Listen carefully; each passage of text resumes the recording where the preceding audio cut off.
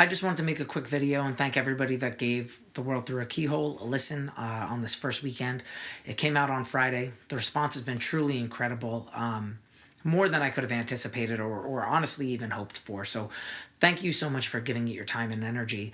It really means a lot. This album was a struggle for me. I think deleted the entire thing maybe 2 or 3 times. And I don't mean like put it in a folder and buried it on my hard drive. Completely deleted and wiped. No trace of what was created before ever to be found again. And I know that that's something that, like, when I was talking to other musicians and other artists, they were like, man, that's kind of a big step. But genuinely, I didn't like it.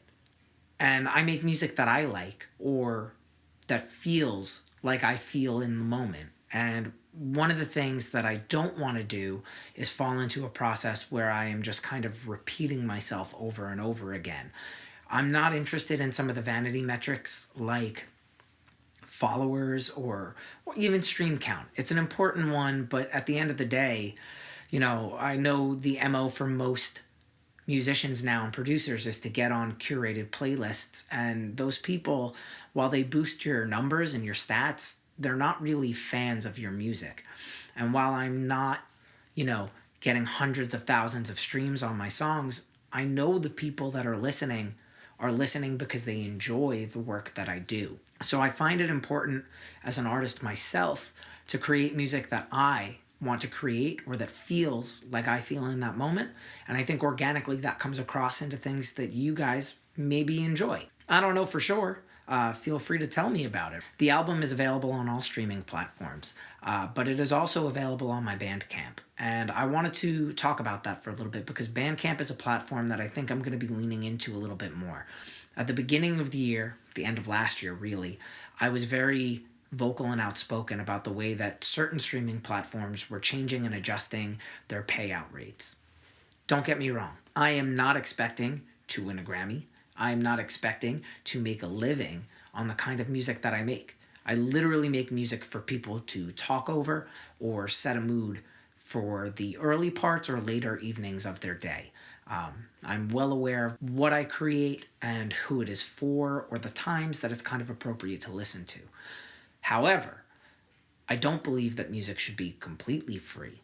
And we exist in a weird place right now where artists such as myself, we are paying third parties to distribute our music to streaming platforms. And you guys are paying the streaming platforms a monthly fee for access to that music. Now, I understand that the direct-to-consumer model has existed for a long time.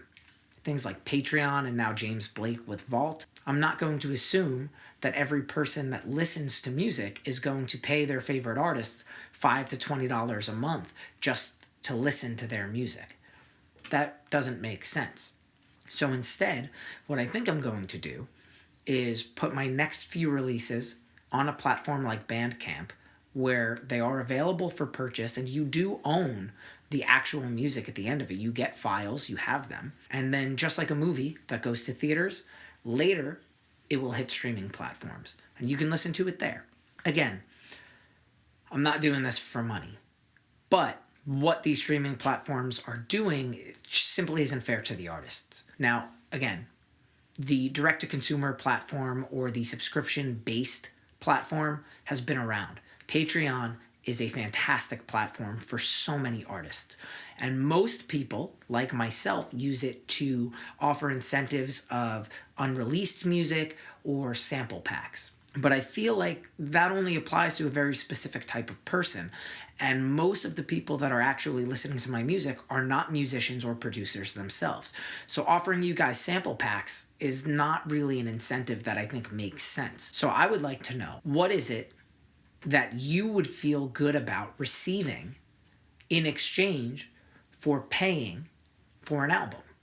What kind of bonuses are you looking for? Do you want video content behind the scenes of how I create the album, how I use the gear in the room? Do you want unreleased tracks, demos, early ideas, B-sides, and songs that don't make the cut? I'm genuinely interested to know. Start a dialogue down in the comments section or DM me. We could talk about it. It'll be cool.